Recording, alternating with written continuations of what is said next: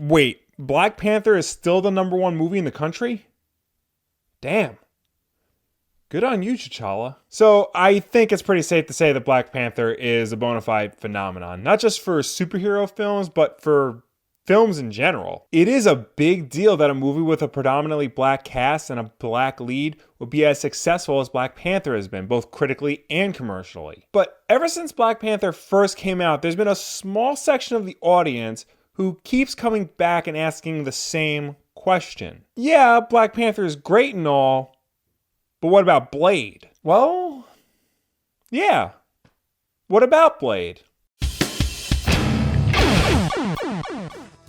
The first Blade movie came out in 1998, directed by Stephen Norrington, and depending on who you ask, it is responsible for kicking off the current boom of superhero movies as we know it today. It was unquestionably the first successful film based on a Marvel character ever. Before that, you had some unreleased films, some bad direct-to-TV movies, and Howard the Duck. But Blade managed to fire on all cylinders and deliver the right movie at exactly the right time. It was a hard R film that took itself seriously and delivered all the action and style needed to make it more than the comic book movies that came before it. The CGI is very dated, there are a lot of questionable editing choices, and the fight scenes still for the most part feel like very cool 90s style fight scenes. But it all works, and still to this day, Blade is rightfully regarded as a classic comic book movie. Blade was followed up by Blade 2, its direct sequel released in 2002 and directed by Guillermo del Toro. It's a film that... Actually, I've never seen Blade 2. Huh. Excuse me a second.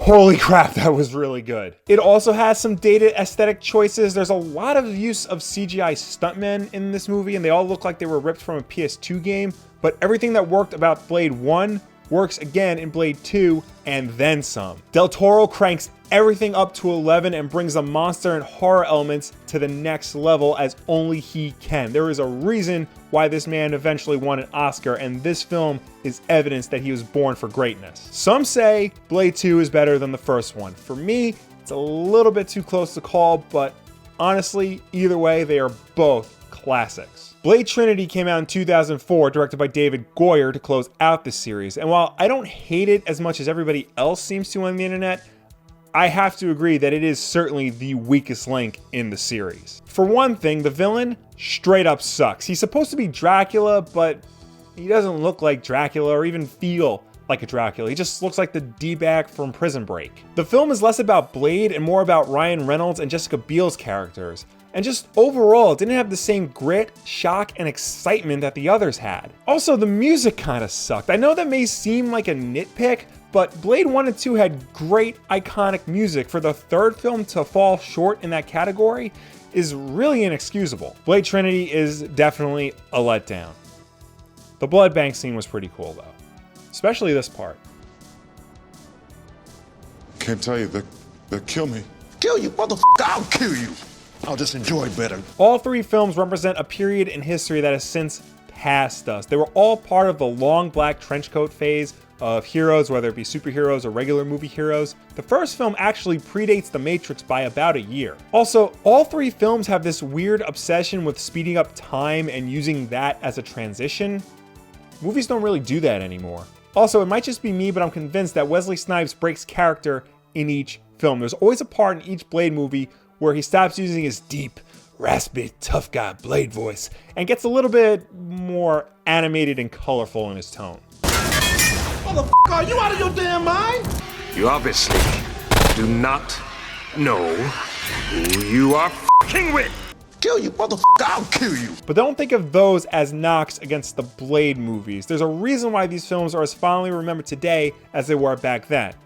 Well, at least the first two anyway. They're well-made films with stories and characters that have stood the test of time. They showed audiences just what comic book movies could be at a time when the last big comic book movie was Batman and Robin. So if Blade and Blade 2 really are so great and so important, why is all this attention now being paid to Black Panther when it should have gone to Blade? Well, here's the thing. Technically, no, Black Panther is not the first black Marvel hero to get his own movie. Blade is. But Black Panther is the first Marvel Studios movie to have a black lead. After 10 years and 18 films, Marvel Studios specifically put a black lead actor up front instead of a white guy named Chris. Blade, although being a Marvel film, was released by New Line Cinemas. Second, and probably most important, Black Panther isn't just a movie with a black lead. It has a predominantly black cast, a black writer, a black director, and it takes place in Africa and shows a very positive portrayal of an Afrocentric nation. Forget superhero movies for a second. That's not something you often see in regular movies, if you see it at all. Compared to Blade, which yes, starred Wesley Snipes, but who else of color, really? The first film had N'Bushi Wright in the main role, but that's really it. The films were directed by Stephen Norrington, a white guy, Guillermo del Toro, a Mexican, and David Goyer, another white guy, and all three films were written by David Goyer. Blade movies weren't really black productions, if I'm allowed to say that. The movies were just movies that happened to have a black lead. Lastly, and this is something that everybody seems to not talk about, but the size and scale of Black Panther dwarfs the Blade movies completely. The combined budget for all three Blade movies is $164 million. And to be honest, they all feel like lower budget affairs. They all took place in nightclubs or laboratories or hidden underground complexes or industrial complexes. And like I said before, the CGI is pretty bad. Black Panther, meanwhile, cost $200 million on its own and featured a vast African country featuring architecture, agriculture, technology, and fashion, the likes of which you've never seen before. It had a cast of hundreds, it had really good special effects, and it took place in a lot of other countries like England and South Korea. It really is an unfair comparison to make. In all honesty, Blade is a B-level character that just happened to have a great movie. Black Panther is and always will be a more A-level character. If these were punk bands, Blade would be the Misfits and Black Panther would be the Ramones. They're both great, but one is clearly more mainstream friendly than the other. So yeah, Black Panther's a pretty big deal, but that doesn't mean we should just completely forget about Blade. If anything, now more than ever, we should remember Blade for not just being the first black Marvel character to get a movie, but for also leading the charge of the modern era of great Hollywood comic book films. I think Marvel has the rights back for Blade, and while I don't think we'll see him in the Marvel Cinematic Universe anytime soon, I think he will definitely fit in with the Marvel Netflix universe. I would love to see that. They would probably have to recast the character, but I think they can get the right people to do it. Right, Wesley? Some motherfuckers are always trying to ice skate uphill.